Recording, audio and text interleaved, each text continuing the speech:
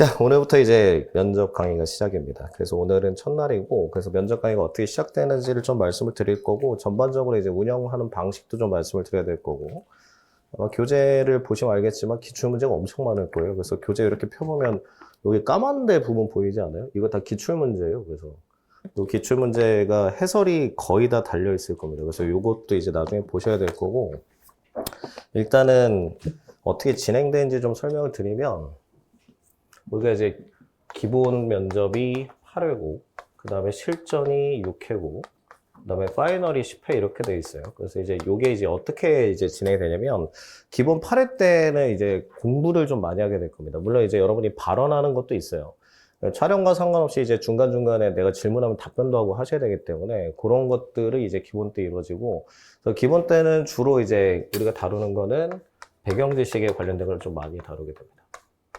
배경 지식 관련된 거랑, 근데 여기에 더해서 이제 법학적 사고력 강의가 이제 오후에 있으니까 그것까지 같이 하면은 이제 배경 지식을 거의 한 달 동안 많이 쌓아야 될 거예요. 지금 아직 말하기보다는 배경을 쌓는데 좀 초점을 둬야 되기 때문에 말하는 거는 이제 요때부터 요렇게. 그러니까 실전 때는 이제 뭐 할 거냐면 이 책에 보시면 알겠지만 뒤에 이제 기출문제 있어요. 그래서 기출문제 요거를 이제 계속 Q&A를 좀 하셔야 됩니다. 그래서 이제 사람마다 지정된 문제를 가지고 발표도 좀 하셔야 되고, 그런 것들이 주로 이루어질 거고, 기본 때는 발표보다는 이제 공부에 좀 초점을 둬야 될 거예요. 지금 8월이라서, 그냥 여러분이 말을 하는 거에 대해서는 제가 별로 걱정은 없는데, 말을 얼마나 잘할지는 잘 모르겠어요. 그래서 아직은 좀 상황이 그렇다 보니까, 그래서 일단은 약간 배경을 쌓는 데 초점을 둘 거고, 그래서, 8회기 때문에, 지금 뭐 책에 보시면 알겠지만 그 앞에 보시면 앞에도 기출문제 되게 많거든요. 근데 그 기출문제 중에는 해설이 다 없습니다.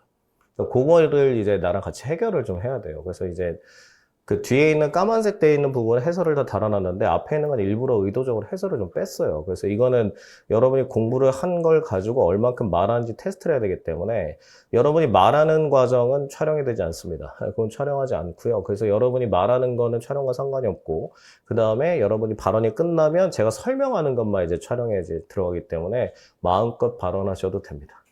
그리고 뭐 틀리셔도 되고요. 괜찮습니다. 그래서 뭐 지금은 상관이 없기 때문에 그래서 이렇게 이제 진행이 된다는 걸 좀 알아두시고 요때까지도 이제 법학적 사고력이 있어요. 요때까지 법학적 사고력이 있고 그 다음에 마지막으로 이제 요 파이널 10회 때는 어떻게 하냐면 요거 이제 이렇게 나눠서 진행이 되는데 6번은 한 문제를 매번 한 10개에서 12개 정도 해결해야 됩니다. 그래서 10개에서 12개를 같이 이제 해결하는 거예요. 문제가 주어지면 한 사람이 발표하면 거기에 대해서 토의하고 저건 촬영 자체가 없어요. 그래서 그렇게 될 거고 저기 있는 나머지 4회는 여러분이 정장을 좀 입고 와야 돼요. 정장 입고 실제로 면접장하고 똑같이 만들어 놓고 여러분이 들어오시면 면접관이 3명 있을 겁니다. 그래서 그렇게 해서 실제로 진행이 되고 작년에는 저거를 8번을 했더니 제발 좀 살려달라고 그래서 8번을 면접장이랑 똑같이 했더니 죽고 싶다고 그래서 올해 좀 바꿨어요. 너무 힘들어 하길래 사실 이제 그 면접관에 계속 앉혀놓는 것도 쉬운 일이 아니고 왜냐면 이게 보통 이제 파이널 면접 가면 아침 10시부터 밤 10시까지 하거든요. 근데 여러분은 한 번 왔다 가면 되는데 나는 하루 종일 있어야 되잖아요. 그러니까 저도 힘들고 그래서 조금 바꿨어요. 그래서 이렇게 이제 진행이 될 겁니다. 뭐 개략적인 건 이렇게 말씀을 드리면 될 것 같고요. 오늘은 일단 첫날이기 때문에 그 해야 될 게 좀 있어요. 일단 로스쿨 면접에 대해서 오버뷰를 좀 해볼 겁니다. 그래서 이제 전체적으로 면접이 어떻게 진행되는지 여러분이 알고 있는 것도 있겠지만 우리가 기본적으로 좀 준비해야 될 상황들이 있어요. 그래서 이걸 자세하게 좀 설명을 드릴 건데 일단 그 로스쿨 면접의 구조부터 좀 보셔야 됩니다. 이게 일반적인 회사 면접하고 약간 좀 스타일이 좀 다르기 때문에 로스쿨 면접은 조금 좀 달라요. 그리고 지금 여러분이 아시겠지만 그 로스쿨 면접이 생각보다 입시에서 큰 영향을 끼치기 때문에 그런 것도 좀 감안을 좀 하셔야 됩니다. 그리고 또 로스쿨 면접이 블라인드긴 한데 그렇다고 해서 뭐 100%다 블라인드라고 우리가 단정할 수도 없고 그렇기 때문에 그 로스쿨 면접은 약간 독특한 성격을 가지고 있어요. 그래서 맨 처음에 우리가 이제 로스쿨 면접을 시작하기 전에 우리가 생각할 게 뭐냐면 평가자가 누구인가입니다. 그러니까 적을 알아야 우리가 이제 해결할 수 있기 때문에 오늘은 전반적으로 이제 오버뷰를 할 거니까 필기를 좀 해두시는 게 좋아요. 이 책에 있는 내용이 아니라서 책에 뭐 빈칸에다 쓰셔도 되고 그래서 이제 책에 있는 내용은 이제 두 번째 시간부터 좀 볼 거니까 일단 평가자가 누군지를 아셔야 되는데 여기서 이제 생각하셔야 될 게 뭐냐면 평가자가 보통은 3명입니다. 보통은 3명인데 다섯 명까지 느는 경우도 있어요. 그래서 학교마다 이제 우리가 파악을 좀 하셔야 되는데, 이게 좀 골치 아픈 게 뭐냐면 보통 세 명이면은, 여러분 다 이제 그 학교 로스쿨 교수라고 보통 생각을 하시는데, 꼭 그렇지는 않습니다. 그래서 세 명 중에 여기서 이제 한 명 정도는 외부에서 데려오는 경우가 있어요. 그러니까 약간 이제 평가자가 누군지부터 파악을 좀 하셔야 돼요. 그러니까 평가자가 로스쿨 초창기 때는 그 학교 교수님들로만 이루어져 있었습니다. 그러니까 그게 한 5기, 6기까지는 그렇게 했어요. 근데 한 7기 넘어가면서부터 외부 평가자를 도입하기 시작했습니다. 왜냐하면 이제 교수님들만 하다 보니까 너무 자기들 입맛에 맞는 사람 뽑는 게 아니냐, 그런 평가를 좀 받아서 그 교수에다가 그 학교 출신 변호사를 쓰는 경우가 꽤 늘어났어요. 그러니까 예를 들어서 뭐 A대다. 그러면 A대 로스쿨 졸업자 중에 변호사 경력 몇 년 된 사람, 뭐 이런 식으로 해서 채용해서 외부 인사 평가를 하는 경우가 있습니다. 예, 그런 케이스가 좀 많이 늘어났어요. 그래서 이제 보는 그 스탠스가 좀 바뀌었어요. 교수님들의 스탠스가 거의 똑같습니다. 만약에 3명 다 그 학교 로스쿨 교수라면 거의 점수가 똑같이 나와요. 근데 외부 평가자가 있다는 얘기는 이 사람이 실무 능력이 얼마나 되는지를 그 사람이 좀 평가를 하는 편이 있기 때문에, 뭐 여러분들 아시다시피 이제 로스쿨 교수님 대부분이 또 이제 그 변호사 출신이나 판검사 출신이 꽤 많단 말이에요, 지금.